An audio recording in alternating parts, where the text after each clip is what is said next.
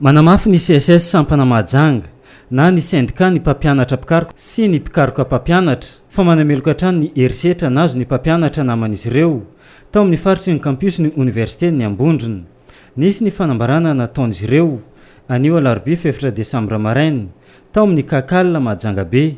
Fanambarana CSS sampana Mahajanga izay mpampianatra pikaroka sy pikaroka mpampianatra eto amin'ny université ny Mahajanga dia mbola manamafy sy manameloka tanteraka ny herisetra na raha ny afikasiantana nia natao teo amin'ny mpampianatra namanay izay niaro ny toerana hanorena ny fotodrafitrasa vaovao ho an'ny école de droit et sciences politiques izay tany fanana université arataratasy tanteraka.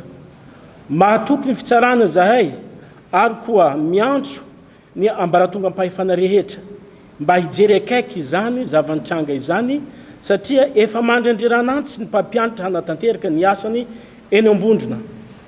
Natao androany Mahajanga 3 Desambra 2019 amin'ny anarany branche CSS sampana Mahajanga.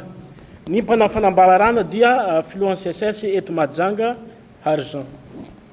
Efa naroso eo anivon'ny fitsarana ity raha ity.